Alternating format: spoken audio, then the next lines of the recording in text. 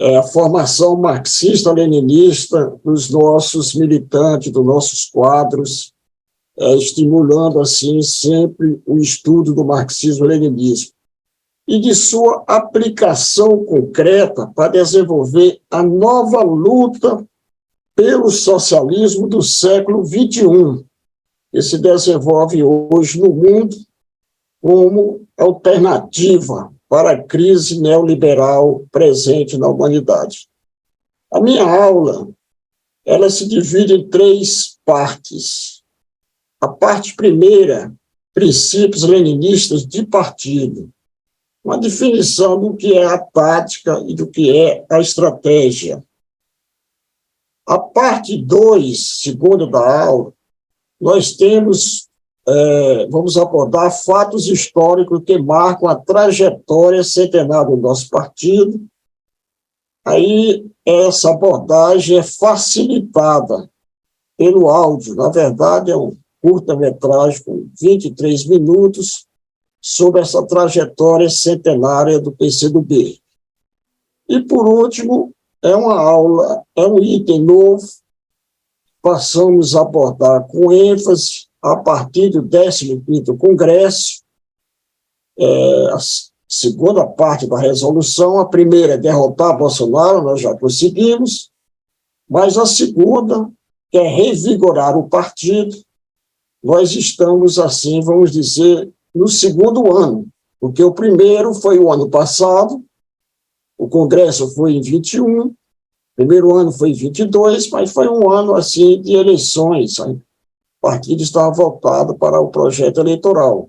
Mas esse ano, o revigoramento do partido entra com muita ênfase no processo das conferências estaduais, das conferências municipais da Assembleia de Base. Eu queria, no início, camaradas, lembrar que nós estamos no mês de abril, que é um mês exatamente que isso daí relembra o início da guerrilha do Araguaia, que foi 12 de abril de 72, há exatamente 51 anos. Quero iniciar, então, minha aula prestando uma homenagem aos camaradas, a maioria ainda jovens, com menos de 30 anos, que resistiram aos ataques das Forças Armadas por quase 3 anos. Uma bela página na história centenária do PCdoB em defesa da democracia. Inclusive, com a participação de camaradas cearenses, jovens que aqui estudavam, como Bergson, morto em combate, do jovem Glênio, do Rio Grande do Norte, né, que foi preso na região, bastante torturado, inclusive agora tem um filme que trata um pouco da história do Glênio, relatado por um livro seu, que é O Guerrilheiro, O Pastor e o Guerrilheiro. Pode passar a página 2, João. No Manifesto Comunista, ora, em meados do século passado, gente, 1848, uma onda revolucionária nesse período varria a Europa, um acirramento da luta de classe. E, assim, em 1848, é lançado o Manifesto Comunista. Marx e Engels constatam que o proletariado, a classe operária, está apta a ter um partido político e se dedicar à luta pela disputa do poder. O manifesto dizia: lutam eles pela realização de objetivos e interesses da classe operária, mas representam também o futuro do movimento, isso é, a conquista do poder, dirigido pela classe operária. Pode passar, João. Lenin elabora os fundamentos da teoria do Partido Comunista. Exatamente compreendendo aquele período 1848, nós tivemos em 1871 a Comuna de Paris. Então, um período assim, de embates revolucionários, em que a classe operária surgia na cena política na Europa. Quer dizer, então, Lênin, ao examinar ao longo dos embates de classe na Rússia e na Europa, e partindo das elaborações de Marx e Engels, ele trabalha os fundamentos da teoria de um partido comunista com condições de dirigir um partido no processo revolucionário. Então, naquela época, nós vivíamos uma passagem do capitalismo da fase anterior para a fase imperialista. Tem um famoso livro do Lenin de 1916, que trata dessa questão do imperialismo, surgimento do imperialismo, como também a presença já de grandes partidos social-democratas na Europa, que lutavam por direito dos trabalhadores, mas procurando sempre se situar dentro do sistema capitalista. Tivemos, nesse período 16, um ascenso da luta revolucionária na Rússia, era um regime despótico, então se conquistou o poder em 17. O que o Lenin, a partir dos ensinamentos de Marx e Engels, afirma? Precisamos construir um partido de vanguarda do proletariado internacionalista. A luta ali já tinha um caráter internacional, pelo menos na Europa, partido de militância e regido pelo centralismo democrático. Quer dizer, partido de militância, militância organizada e regida pelo centralismo democrático, é, assim, um fundamento importantíssimo no nosso partido, que diferencia de outros partidos de esquerda. Pode passar, João. A estratégia tática, camaradas, que é a estratégia que é tática, eles derivam das lutas concretas travadas pelas classes sociais ao longo da história. Tem a estratégia tática da burguesia, tem a estratégia tática do operariado, da classe trabalhadora. O proletariado e seus teóricos extraíram, ao longo dos anos, lições dessas lutas.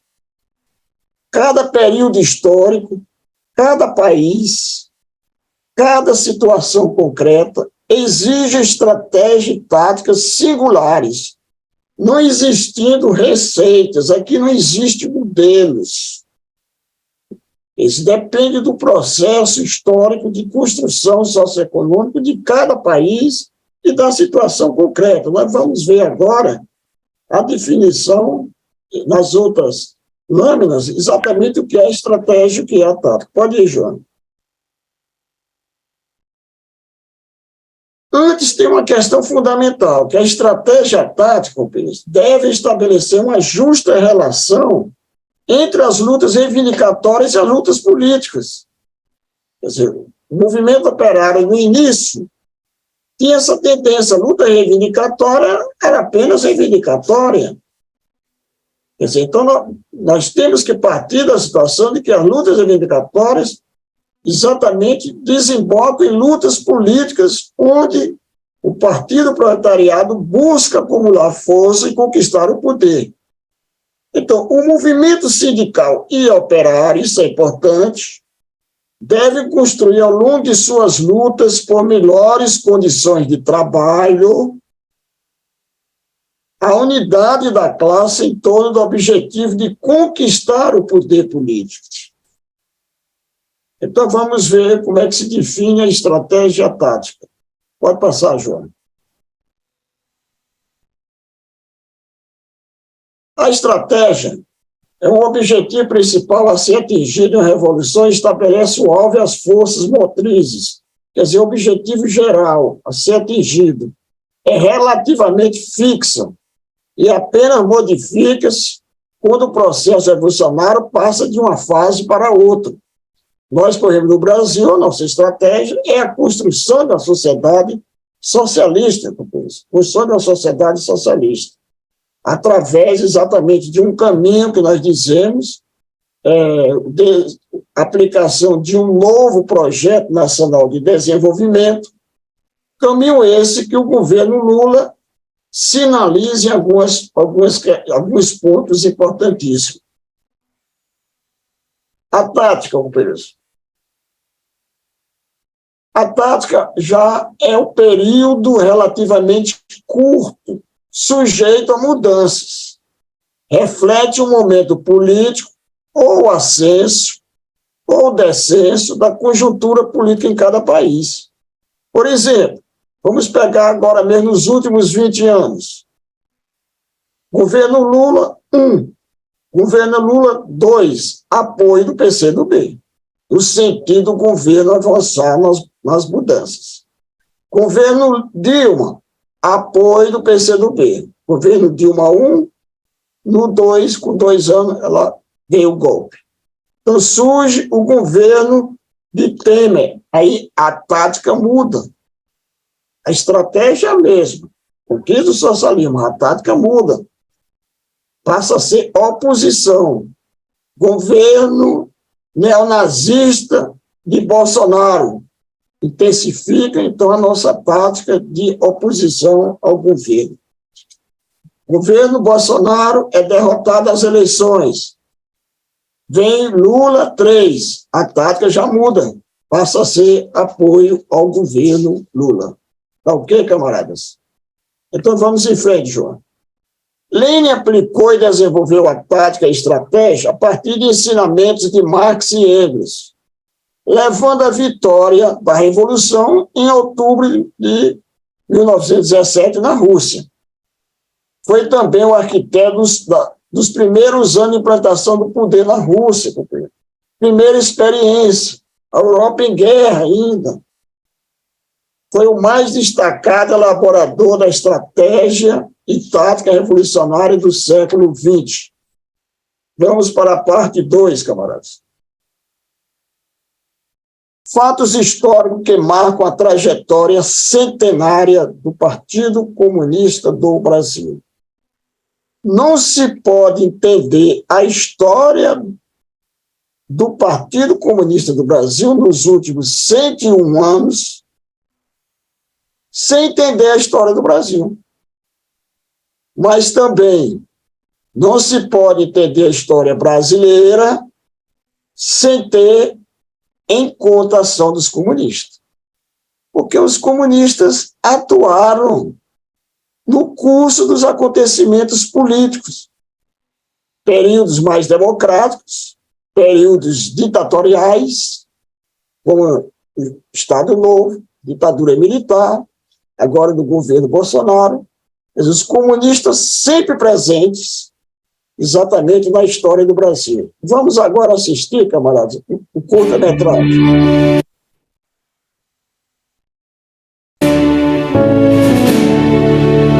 100 anos atrás, nasceu da classe trabalhadora o Partido do Socialismo, o partido que luta pela construção do Brasil. Oi, Bubu. Oi! Vocês querem que eu conte uma história bem legal? Claro.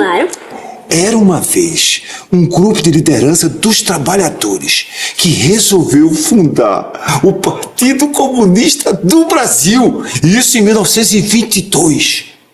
Olha essa foto aqui. São os fundadores do partido.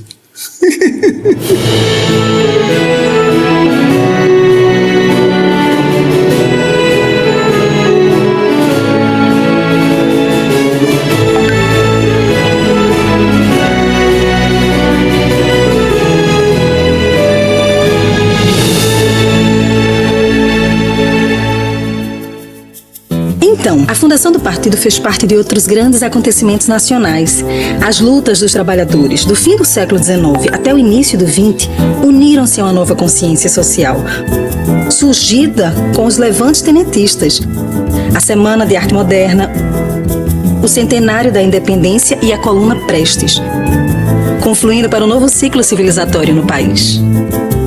Pois é, essa coluna Prestes confrontou a República Velha de 1924 a 1927. E foi nesse período que surgiu o BOC. BOC? O BOC. Em 1925, veio a circular o primeiro jornal do partido, A Classe Operária. E com isso, os trabalhadores e trabalhadoras começaram a participar da luta política. Em 27, surgiu o BOC, Bloco Operário e Camponês. E com ele, os comunistas elegeram seus primeiros parlamentares. Foi graças à primeira geração de dirigentes, liderada por Astrogildo Pereira, que o Partido Comunista do Brasil, no final dos anos 20, já se tornou uma legenda respeitada, mesmo sofrendo dura repressão. Mas logo em seguida, a Revolução de 30 abriu uma etapa histórica de progresso para a nação. Porém, orientados por uma leitura errada, os comunistas não participaram dessa revolução. É isso mesmo, mas pouco tempo depois adotaram uma tática acertada, formando uma frente única contra o fascismo. Também houve choques violentos entre essa frente e os integralistas. O maior êxito nesse período foi a criação da Aliança Nacional Libertadora, ANL, cujo lema era Pão, Terra e Liberdade, que acabou sendo fechada pelo governo. E um outro feito foi a insurreição de 35, um marco no aprendizado revolucionário de nosso povo. Depois do levante de 35 até o início de 36, o governo começa a nova repressão contra os comunistas. Mais de 15 mil pessoas do partido e da ANL são presas. Inclusive a Olga Benário, militante e companheira de Prestes, que é entregue grávida à Alemanha nazista. E os escritores Graciliano Ramos e Jorge Amado escreveram sobre essas barbaridades e sobre o heroísmo da militância para manter a legenda atuante, mesmo sob as garras truculentas do Estado Novo. Apesar de perseguido, o partido se destacou na campanha das forças democráticas para que o Brasil declarasse guerra às potências do eixo nazifascista.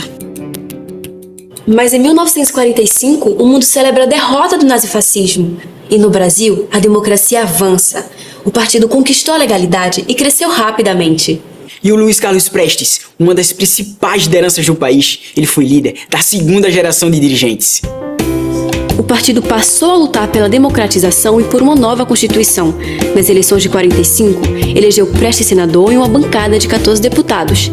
Entre eles, Maurício Grabois, João Amazonas, Gregório Bezerra, Carlos Marighella e o Jorge Amado.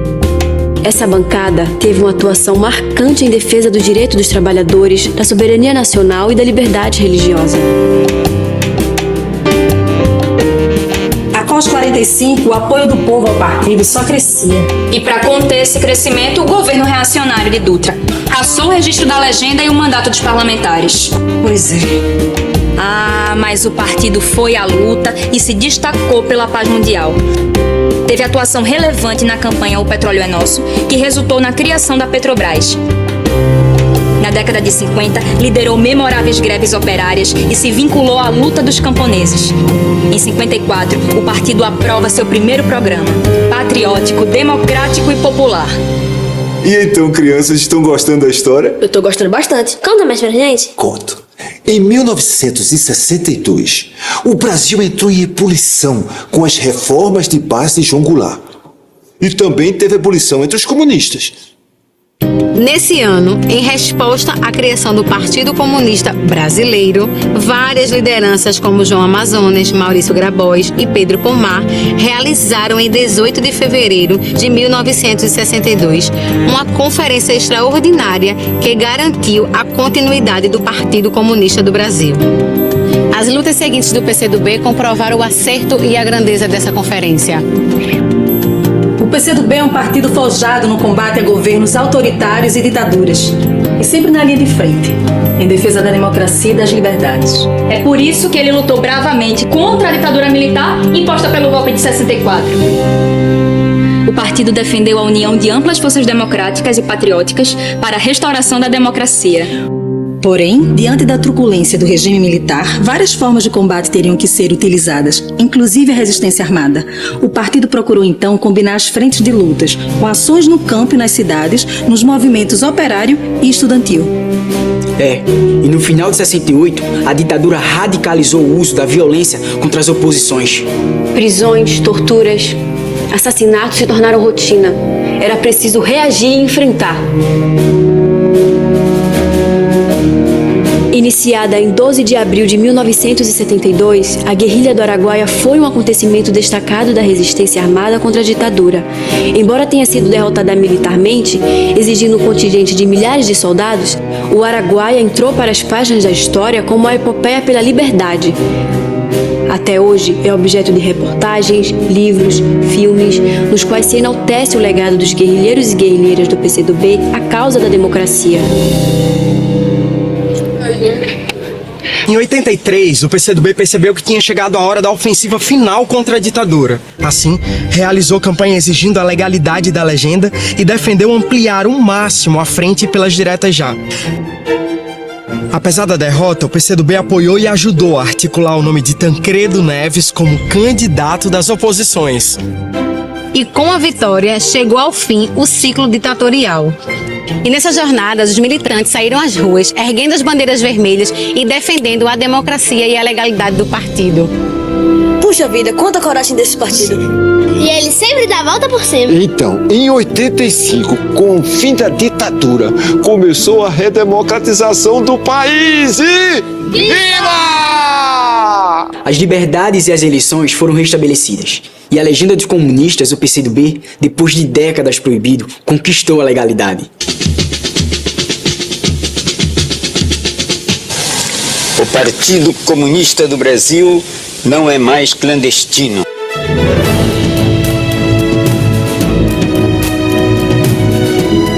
O partido teve à frente João Amazonas, histórica liderança dos comunistas e muito respeitado pelas forças democráticas.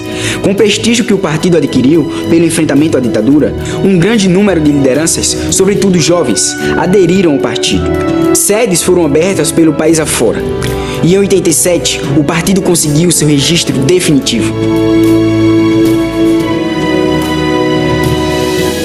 O sonho do camarada vai virar realidade. Foi essa a necessidade de uma nação transformada. Vamos erguer barricada, fazer a revolução por terra, paz e por pão, por um Brasil socialista. Viva todo comunista, viva o camarada João.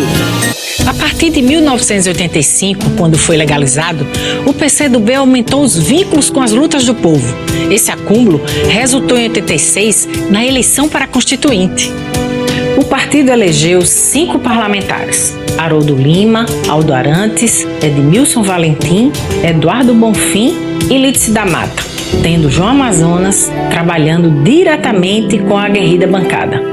Os comunistas ajudaram a garantir importantes avanços na Constituição Federal, referentes à soberania nacional, à democracia, aos direitos da classe trabalhadora, da juventude, das mulheres e dos negros.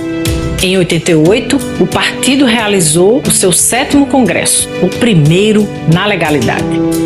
No início de 89, o PCdoB conclamou as correntes progressistas a se unirem em torno de uma candidatura das oposições à presidência da República.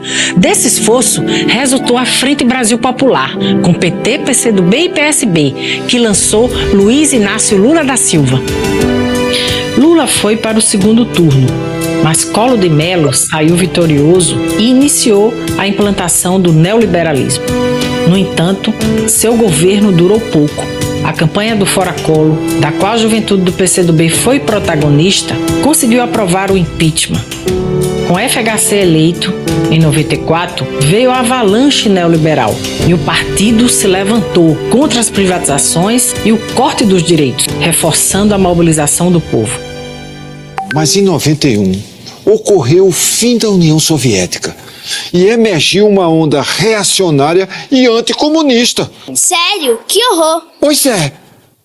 Partidos outrora revolucionários desertaram, mudaram de cor e nome. Com o PCdoB foi diferente. Ele enfrentou e venceu essa avalanche. Realizou um balanço crítico de sua própria trajetória e do primeiro ciclo de experiência do socialismo. Ressaltou o legado da União Soviética à humanidade e sistematizou erros e lições. Em 92, em seu 8º Congresso, reafirmou o socialismo em bases novas, rejuvenescido pelas lições da história.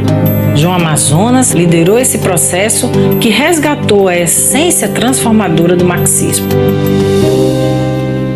Em dezembro de 2001, Renato Rabelo assumiu a presidência do partido. Ele é o líder da 4ª geração de dirigentes comunistas.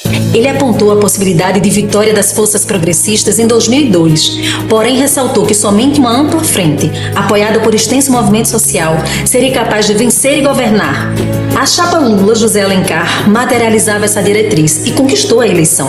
O PCdoB, ao apoiar Lula em todas as suas campanhas e ao oferecer ideias programáticas e táticas que se revelaram indispensáveis, deu contribuições relevantes à histórica vitória de 2002, retomando em novas circunstâncias a luta pelo desenvolvimento soberano e democrático do nosso país. E em 2003, a partir do convite do ex-presidente Lula, os comunistas assumiram pela primeira vez responsabilidades no governo da República. Nesse mesmo ano, o partido liderado por Renato Rabelo realizou sua 9ª conferência para estabelecer as diretrizes de sua participação. O centro da tática aprovado foi atuar pelo êxito do governo Lula na condução das mudanças. Lideranças como Orlando Silva, Aldo Rebelo, Haroldo Lima, Manuel Rangel e Luiz Fernandes estiveram à frente de ministérios e agências. Essa participação nos governos Lula e Dilma resultou num legado de realizações que impulsionaram o desenvolvimento soberano e democrático do Brasil. Termina a luta. Em 2007, com a reeleição de Lula e bons ventos soprando no país, o partido adotou a audácia como conduta. Há um só tempo se propôs crescer tanto nas disputas parlamentares proporcionais à Câmara dos Deputados e Assembleia Legislativas, quanto nas majoritárias para o Senado, prefeituras e governos estaduais. Em 2010, vem a primeira grande colheita. Ampliou sua bancada federal para 15 parlamentares e passou a contar com 2 cadeiras no Senado. Com essa postura afirmativa, disputou prefeituras de capitais e de várias cidades. Obteve vitórias importantes e venceu as eleições para o governo do Maranhão. Na esfera das cidades, o maior êxito do PCdoB foi em Pernambuco, onde governou vitoriosamente a cidade de Olinda, patrimônio histórico e cultural da humanidade, por 4 mandatos consecutivos. O 12º Congresso, realizado em 2009, atualizou o pensamento estratégico do partido ao definir o caminho brasileiro para o socialismo, com a realização de um novo projeto nacional de desenvolvimento. Rumo e caminho. Ou seja, a luta pelo socialismo interligada com a batalha pelo fortalecimento da nação. Cada passo dado no caminho significa acumulação de forças para as reformas e rupturas que direcionam o país para um governo de transição ao socialismo. Esse conteúdo é a essência do programa socialista do PCdoB para o Brasil, resultado de uma grande contribuição de Renato Rabelo ao pensamento estratégico do partido e da esquerda brasileira. Aí em 2014, a presidenta Dilma foi reeleita, mas a oposição neoliberal não aceitou o resultado. E o PCdoB avaliou que o ciclo progressista iniciado em 2003 estava em perigo e se ergueu em defesa da democracia e do mandato de Dilma, taxando o movimento de fraudulento e golpista. O PCdoB defendeu uma aliança ampla e afirmou ser a hora de mobilizar o povo. No Congresso Nacional, sua bancada se destacou no enfrentamento, mas, em agosto de 2016, o golpe se consumou. Dilma sofreu impeachment. Já liderado pela nossa presidenta Luciana Santos, o PCdoB se colocou na linha de frente de oposição contra o governo ilegítimo de Temer. E desde o golpe o país padece um novo ciclo político, que é marcado por uma ordem neoliberal e reacionária. O patrimônio nacional, a democracia, os direitos trabalhistas e previdenciários entraram na linha de tiro. Luciana, como sempre, firme na luta, defendeu o fim do governo golpista e o PCdoB fortaleceu a campanha do Fora Temer. Ao longo de sua história, o PCdoB se pauta por disseminar o socialismo como alternativa viável ao capitalismo decadente. Um socialismo rejuvenescido pela história e de esperança para o avanço civilizatório da humanidade. Esta é a singularidade do PCdoB, um partido revolucionário, patriótico, proletário e socialista. Para o partido neste século XXI, prospera uma nova luta pelo socialismo, da qual a China é uma expressão. E o marxismo que se renova incessantemente é a teoria que alimenta a jornada transformadora. Mas nas eleições de 2018, o PCdoB aprovou uma decisão importante. Manuela Dávila foi aclamada pré-candidata a presidente da República. A Manu! A Manu! Manuela percorreu o país e entusiasmou o eleitorado, apresentando saídas programáticas para o Brasil superar a crise. O partido defendeu a unidade do campo progressista. A unidade possível se deu com o lançamento pelo PCdoB e o PT da chapa Fernando Haddad presidente, Manuela Dávila vice, que obteve 44,87% dos votos. Mas quem ganhou foi o candidato da extrema-direita Jair Bolsonaro. No entanto, Manuela se projeta nacionalmente como uma nova liderança da esquerda. Em 2018, mesmo tendo eleito 9 deputados federais e reeleito o governador do Maranhão, Flávio Dino, o PCdoB não superou a antidemocrática cláusula de barreira. E daí, diante desse revés, o PCdoB procurou saídas e encontrou uma organização revolucionária, patriótica e marxista, o Partido Pátria Livre, o PPL. Um comunicado histórico, assinado pela presidenta do PCdoB, Luciana Santos, e pelo presidente do PPL, Sérgio Rubens Torres, oficializou o caminho comum traçado. Em 17 de março de 2019, uma reunião dos congressos extraordinários dos dois partidos, sob o lema Democracia, Soberania e Socialismo somando forças, formalizou a união. E o 15º Congresso do PCdoB teve dois focos. Quais? Desmascarar, isolar e derrotar Bolsonaro e garantir a presença plena do partido na vida parlamentar e institucional. Os comunistas celebraram a aprovação da Lei da Federação de Partidos. O partido, junto com outras forças políticas, foi determinante para essa conquista e foi reafirmada a tática de frente ampla para derrotar Bolsonaro. O partido aponta que as oposições podem sim vencer as eleições presidenciais em 2022. O Congresso debateu uma plataforma emergencial de reconstrução nacional. Foi iniciado um movimento de reconfiguração do PCdoB na comunicação digital, na ligação com as massas e na estruturação orgânica. Esse revigoramento visa, entre outros objetivos, fortalecer a representação parlamentar dos comunistas nas eleições de 2022, ultrapassando a cláusula de barreira. E com forte respaldo e confiança política, o Comitê Central reelegeu Luciana Santos para presidir o partido. Olha lá, chegou. Vamos?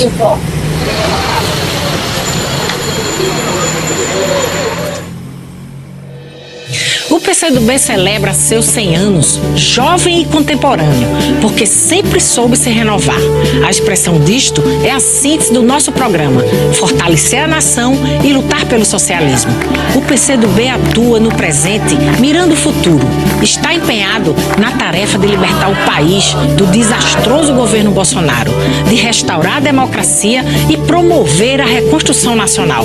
O partido marcou a história com suas bandeiras impregnadas de brasilidade e se fortalece com o ímpeto revolucionário da classe trabalhadora e da teimosia de nosso povo, que não abre mão de realizar seus sonhos. E isso é plenamente possível no Brasil soberano, democrático e socialista, que as mãos unidas das forças revolucionárias e progressistas irão construir. Vida longa ao PCdoB!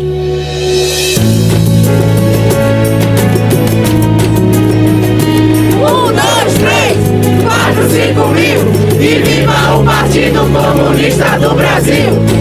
1, 2, 3, 4, 5 mil e viva o Partido Comunista do Brasil!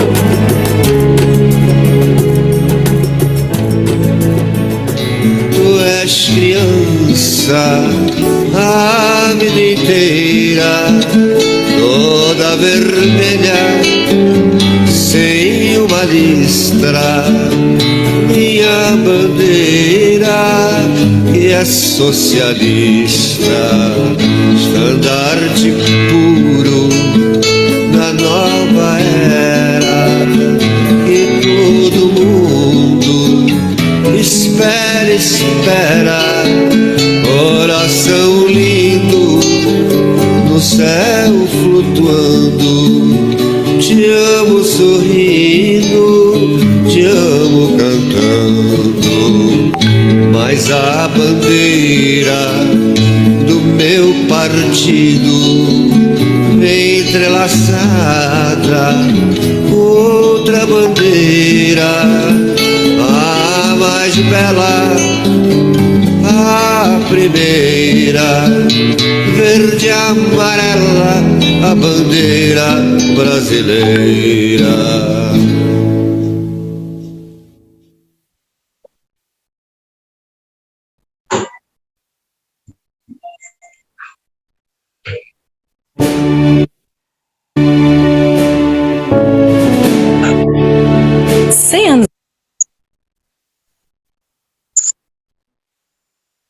Só um instante aí, camaradas. Não está passando aqui, Patinha. Deixa eu ver aqui. Atrás, nasceu da classe. Só um instante.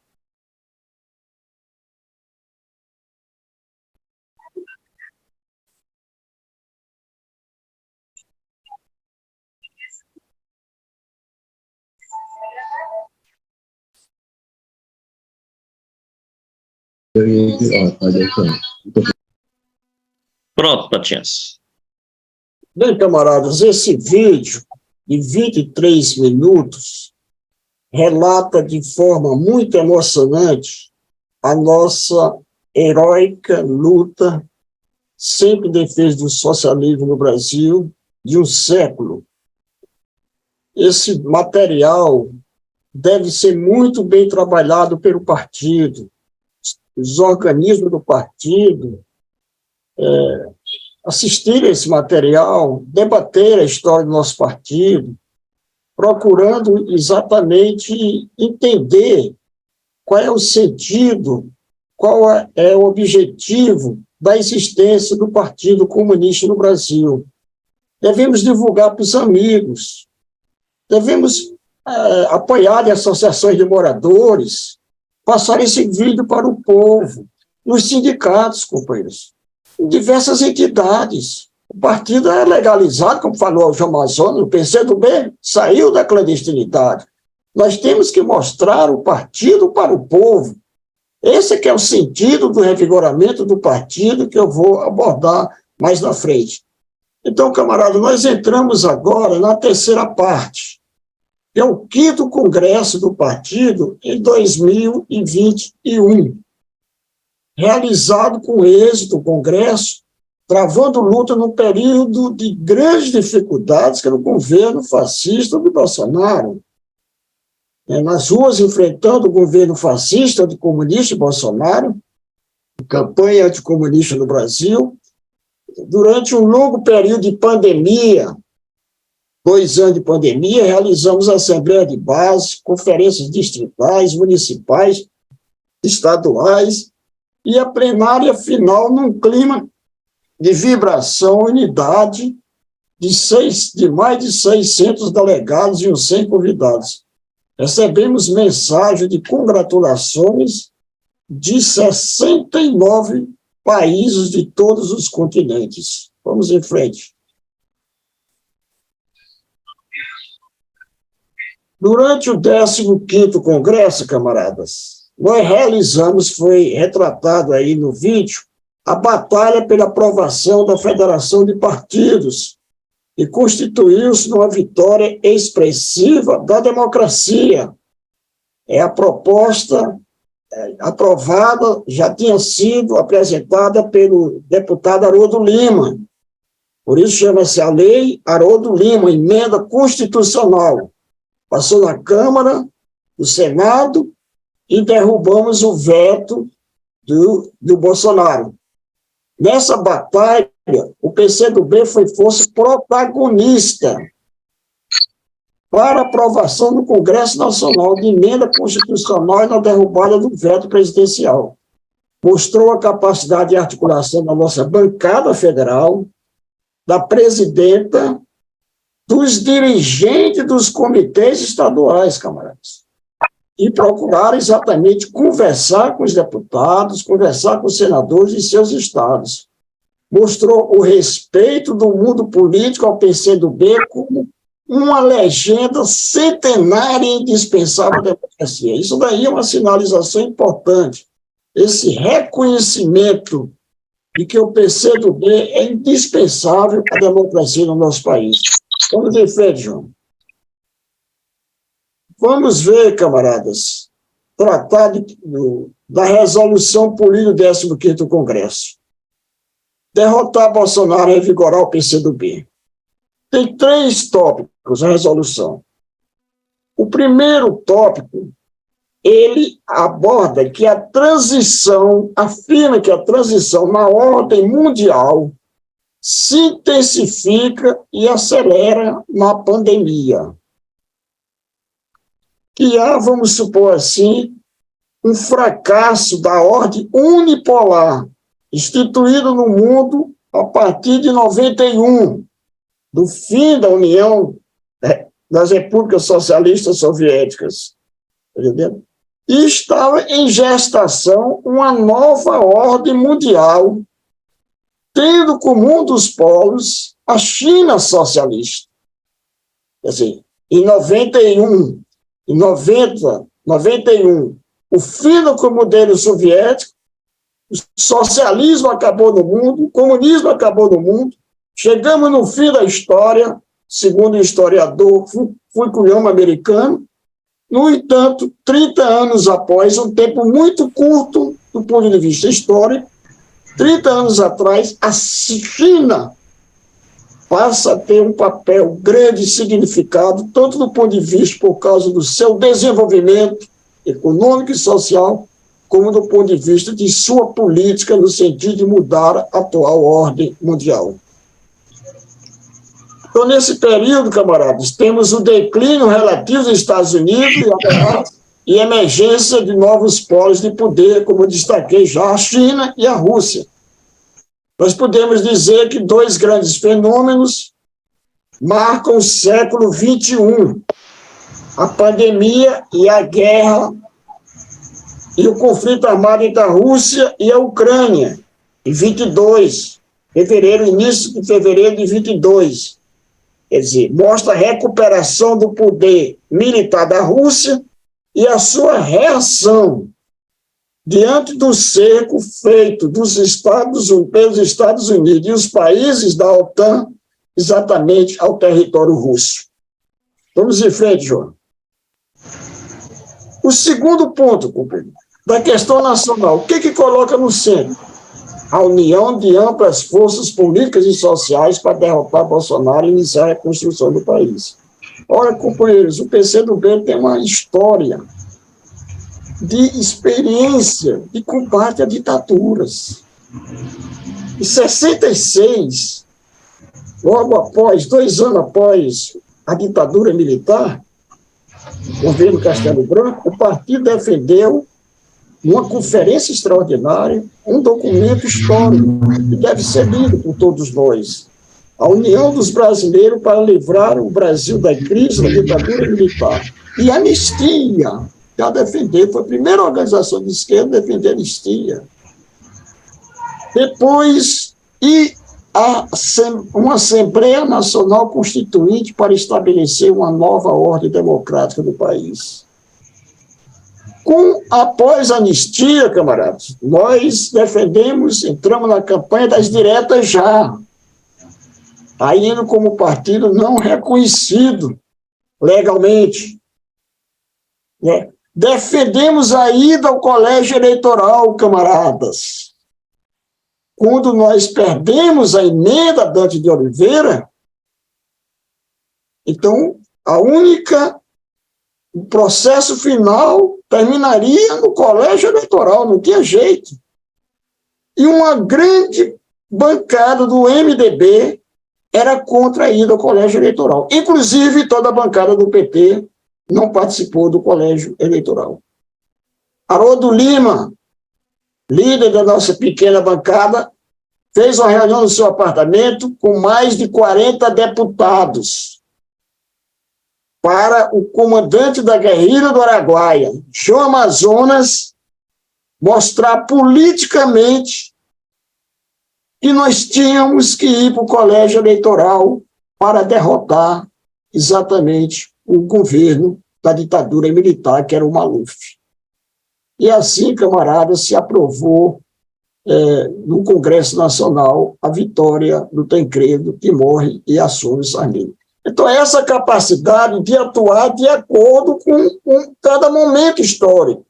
Aquele momento era fundamental, não poderíamos entregar o país ao Maluf, que era a continuidade da política adotada pelo regime militar. O partido sai do Congresso com o unido e confiante que é possível desgastar, isolar e derrotar Bolsonaro e reconstruir o Brasil a partir de 23. E foi realmente o que aconteceu, companheiro. Tivemos resistência na esquerda. Setores importantes do PT se colocaram contra a política de frente ampla, PSOL e outros partidos de esquerda. No entanto, essa política ganhou Lula e a chapa Lula-Alckmin foi então a chapa vitoriosa e que entra agora no processo aí de reconstruir o nosso país, lutando contra uma corrente bolsonarista aí, estruturada aí na opinião pública. Vamos em frente, camaradas. O terceiro tópico, camaradas, que eu quero ressaltar um pouco esse terceiro tópico, é revigorar o partido. Revigorar o partido para quê? Para atender às necessidades políticas do momento. Nós vivemos intensa luta de classe no país. É lógico que o bolsonarismo tem sofrido derrotas, eleição, derrotas agora, setor amplo da sociedade defendendo a democracia, contra o golpe terrorista de 8 de janeiro. No entanto, há uma resistência grande a manter essa política neoliberal, setores importantes da sociedade, pela mídia corporativa. Então, revigorar o partido para intensificar essa luta. E mais, revigorar o partido para atender a necessidade da nova luta pelo socialismo do século XXI, camaradas. E não tem outra saída para um Brasil desenvolvido, camaradas. Um Brasil potente, um Brasil com justiça social, um Brasil sem preconceito de qualquer tipo, se não for através da construção de uma sociedade socialista.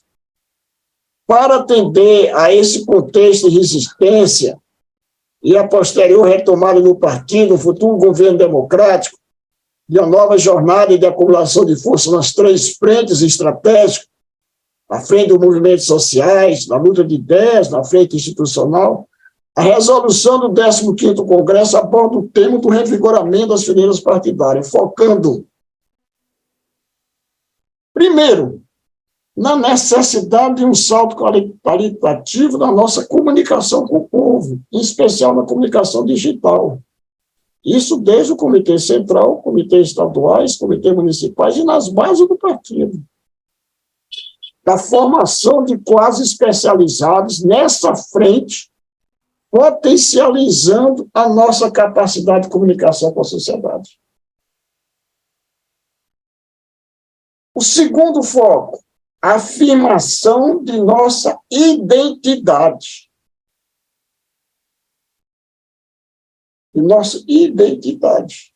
E o terceiro, na ligação de massa, através da estruturação partidária nos comitês municipais e nos organismos de base. Esse é um processo de revigoramento, camaradas, que não começa, que não termina esse ano, não. Ele ganha impulso esse ano, mas é um processo permanente no nosso partido. Eu fiz, inclusive, uma pergunta para vocês aí sobre os desafios do partido na atualidade. São esses desafios. Temos um governo democrático que busca construir um novo projeto nacional de desenvolvimento. No entanto, há resistência grande de setores neoliberais no nosso país. Em frente, João.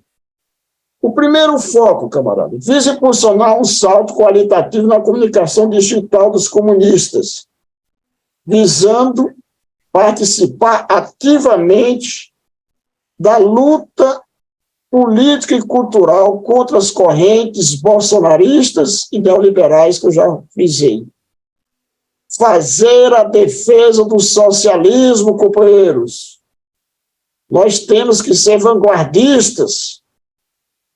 É o único partido no Brasil que defende exatamente uma sociedade socialista, compreendendo exatamente a questão, ligando a questão tática em cada momento a esse objetivo estratégico. E o socialismo é a saída alternativa ao neoliberalismo em crise no mundo. A divulgação dos êxitos na construção do socialismo na China, camarada. Isso daí você vê a caravana do Lula aí, na China. Grande fato político no mundo. Por quê? Porque Lula mantendo uma relação de prioridade com o país que mais cresce no mundo, o país que tirou 600 milhões de pessoas da linha de pobreza, quase 3 vezes a população do Brasil, de grande desenvolvimento em todas as áreas. Então, camaradas, vamos propagar com toda a nossa força os êxitos na construção do socialismo na China, fazer o debate na academia, em todos os locais, e divulgar para o nosso povo essa boa nova, o surgimento do socialismo no mundo. Vamos em frente para o segundo foco. O segundo é uma pergunta, inclusive, que eu faço. O que diferencia o PCdoB das outras forças? Que eu fiz para vocês. Como é que o povo nos vê? Como diferenciar o PCdoB do PT, do PSOL, do PSTU e outros partidos? Então, a primeira coisa, como nós temos que ir na necessidade de dizer que nós não somos um partido passageiro. Somos um partido de uma resistência, de uma história heróica, em defesa do socialismo como alternativa viável ao capitalismo, de um partido que, nos seus 101 anos de existência, passou 61 impedido de ser legal, na clandestinidade, companheiros, enfrentando regimes ditatoriais, o Estado Novo, ditadura militar, período de Bolsonaro, de cabeça erguida, companheiros. É um partido indispensável ao nosso país. Ressaltar o nosso aprendizado ao longo da história. Cometemos erros. Ressaltamos no nosso documento de análise, no documento 90 anos de luta do partido, de 2012, coloca que foi um erro não termos apoiado Getúlio, a Revolução de 30. E foi um erro também o partido fazer oposição ao governo de João Goulart, gente. E João Goulart procurar promover reformas de base importantíssimas no nosso país. Entendeu? Então, ao longo dessa história, nós temos que exatamente esse aprendizado de erros que nos permite hoje a um acerto. A partir de 62, nós podemos dizer que o partido acerta na sua visão tática, acerta exatamente na sua política para vencer as dificuldades de cada momento, na sua perspectiva de ligar a tática à estratégia, à construção do socialismo, entendeu? Exatamente, companheiros, procurando entender a realidade política do Brasil em cada momento. E uma terceira questão que nós temos que colocar para a sociedade, companheiro, é a defesa que nós fazemos na atual conjuntura do novo governo Lula, mas no sentido de implementar no Brasil um novo projeto nacional de desenvolvimento, possibilitando avanços na perspectiva, na construção de um caminho para o socialismo no nosso Brasil. Então, camaradas, vou para agora o terceiro foco. Veja bem, companheiros, esses focos, eles têm relação um com o outro. Por exemplo, a afirmação da nossa identidade passa por um bom esquema de comunicação do partido.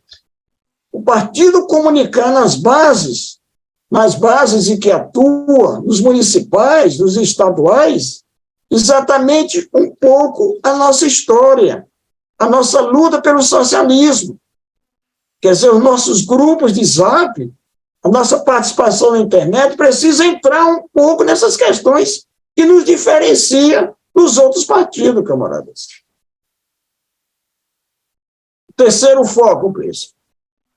Esse foco aí, camaradas, é outro ponto importante para o revigoramento do partido. E partimos da análise de que no partido há uma defasagem na construção das organizações de base. O processo de revigoramento tem como um dos focos reverter essa situação, companheiros. Por exemplo, trata disso, de você avançar na construção e consolidação de base dos comitês territoriais distritais, especialmente das capitais das maiores cidades. Mas construir base, companheiros, não é só no período da conferência fazer a reunião para tirar delegado para a conferência municipal. Construir base, camaradas, é necessário para exatamente o partido se ligar à luta concreta do povo em cada local, minha gente. Aprender com o povo luta. Eu vou abordar isso mais na frente. A base, se ela está ligada à luta do povo, na universidade, nos colégios, nas fábricas, nas categorias profissionais, entendendo? Nos bairros, na periferia das cidades, se ela está ligada à luta do povo, ela é animada, ela tem ânimo, ela se reúne naturalmente. Se não é, vira uma base burocrática. E não funciona. Não, mas nós queremos base para funcionar. É esse o nosso desafio. Veja bem vocês, este foco nos diferencia de PT, de PSOL, dos outros partidos. Esse foco, essa preocupação, exatamente, em estar ligado em cada local. A luta é o partido que atua no parlamento, é o partido que atua em governos, mas é um partido que está não somente no parlamento, na frente institucional, mas que está exatamente enraizada no seio do povo. Vamos em frente, por desenvolver essa questão. Aí nós temos um provérbio chinês, companheiros. Quando as raízes são profundas, não há razão para temer o vento. Tudo bom? Quer dizer, camaradas, esse provérbio, ele diz o seguinte, ele remete à importância de quê? De firmar raízes do partido numa forte ligação com as massas do povo. Agora, qual é o Brasil de hoje? O Brasil de hoje é diferente do Brasil da época da guerrilha do Araguaia, 70. São 50 anos. O Brasil de hoje, camaradas, é de grandes concentrações urbanas. Segundo o IBGE, 49 cidades acima de 500 mil, aí no caso pega todas as capitais do Nordeste, tem 1/3 da população do Brasil. Dado em 2020, deve estar aumentando. Se você pegar as regiões metropolitanas, 28 regiões metropolitanas, camaradas, acima de 1 milhão a população, é 50% da população. Então, camaradas, nós temos que reforçar o partido em todo o Brasil, no interior, tudo isso, mas principalmente nas maiores cidades, nas regiões metropolitanas. A região metropolitana do Cariri, ali, Crato, Juazeiro e Babá, 500 mil habitantes. As cidades pequenininhas se esvaziam. O pessoal vai tudo para ali, Crato, Juazeiro. Do mesmo jeito, aqui na região metropolitana de Fortaleza. Entendeu? Então, camaradas, é importante nós entendermos isso. E mais, companheiros, é lógico, aí, nós, como eu falei antes, construir base, as categorias de trabalhadores, nas universidades, nos colégios, categorias profissionais. Mas, companheiros, tem uma particularidade do Brasil de hoje, companheiros.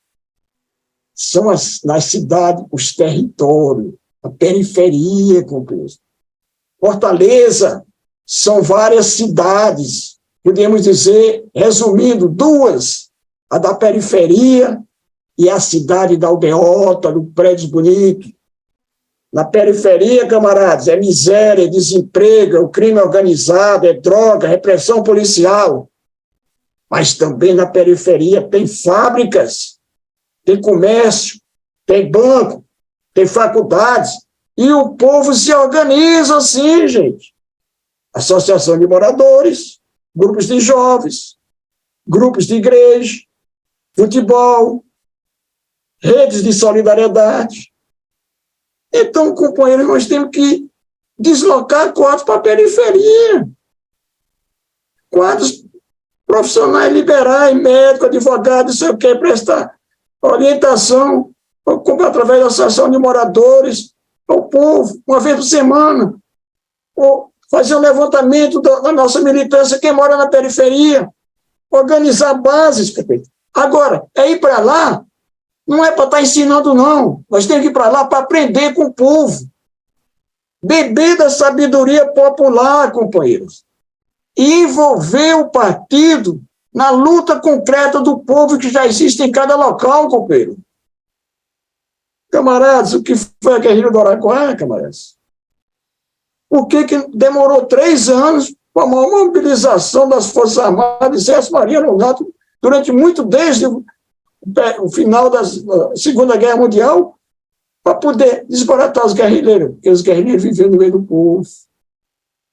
No meio do povo. Como diz o Mao Tse Tung, o partido é como um peixe, se tirar da água ele morre.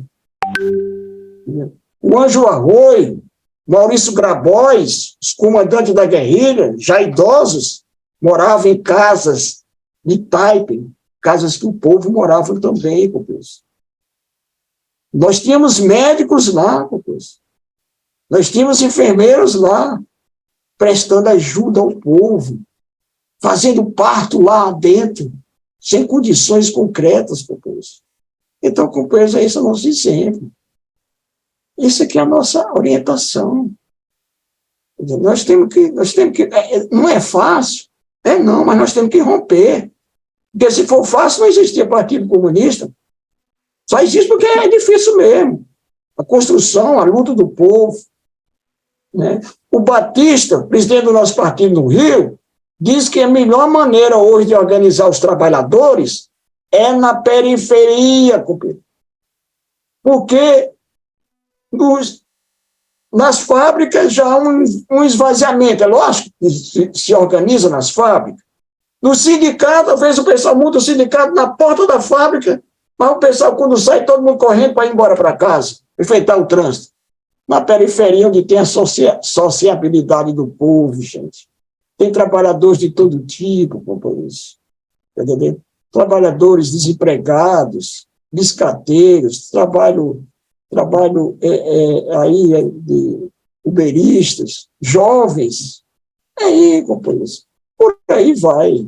Então, camaradas, isso daí é um foco importante para nós, companheiros. E mais, na periferia, nos territórios, eu pergunto aos camaradas, é na periferia que nós devemos também construir núcleos da UJS e da JPL, construir núcleos da UBM, da UNEGRO.